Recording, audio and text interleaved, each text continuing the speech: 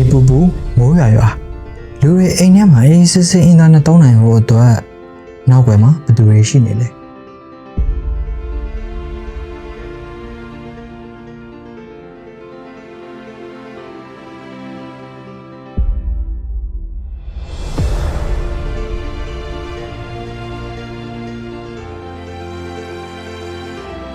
ဒါကတော့စိန်ခေါ်မှုတွေကိုမကြောက်ဘဲ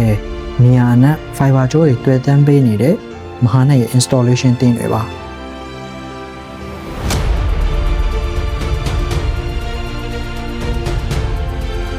လမ်းတွေဘလောက်ဝေးအမြင့်တွေဘလောက်ပဲရှိ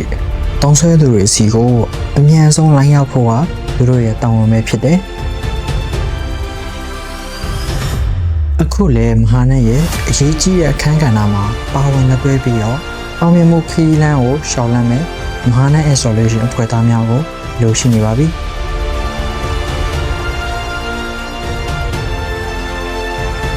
installation team member တယောက်ဖြစ်ဖို့အတွက်ဘွဲရနေဖို့မလိုအပ်ပါဘူး။ပညာရေးချင်းအနေနဲ့အထက်တန်းအောင်မြင်ထိုင်အောင်ဖြစ်ကျော်ထားနိုင်ပါရှင်။ကျွမ်းကျင်မှုအသိပညာတွေအမခံချက်တွေနဲ့ကောင်းမွန်သောခံစား권တွေအပြင်မိသားစုလိုမျိုးတွေလုပ်ငန်းခွင်မျိုးပေါ်ပါပိုင်ဆိုင်မှာဖြစ်တာကြောင့်အခုပဲထွက်ထားလိုက်တော့နော်။